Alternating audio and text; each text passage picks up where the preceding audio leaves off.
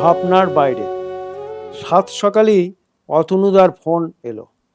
কাল ভোর রাতে চাঁপাতলায় যে খুনটা হয়েছে সেটা আমাকেই কভার করতে হবে। ফোন করে অতনুদা সে কথাই বলল। অতনুদা সাপ্তাহিক দর্পণ পত্রিকার এডিটর, আমি ওর কাগজে সাংবাদিক হিসাবে কাজ করি।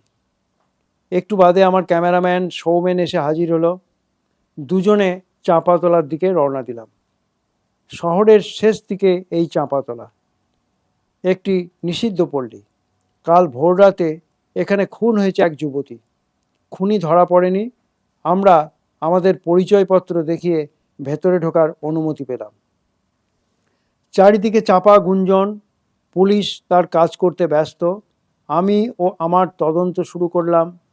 সৌমেন ছবি তুলবে বলে লাশটার মুখের উপর থেকে কাপড়টা সরাতে বলল।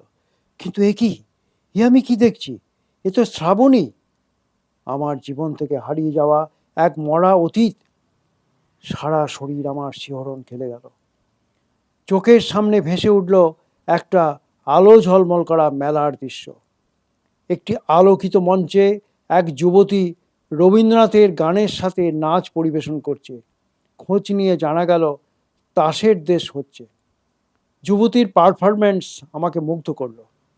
অনুষ্ঠানের শেষে আমি ওর একটা ইন্টারভিউ নিলাম। আমাদের কাগজে সেটা বের হয়েছিল। ওকে নিজেকে কপি দিয়ে এসেছিলাম।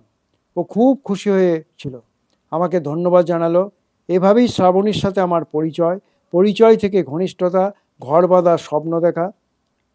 এমনি একদিন বেটার কেরিয়ার করতে জার্নালিজম পড়তে দিল্লি চলে গেলাম। যাওয়ার আগে শ্রাবণীর সাথে দেখা করতে গেলাম।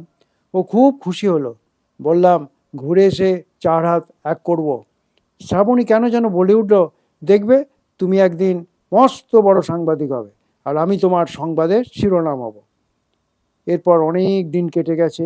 একটি জনপ্রিয় সাপ্তাহিক কাগজে কাজ জুটে যায়, কিন্তু শ্রাবণীর সাথে কোনো যোগাযোগ করতে পারিনি।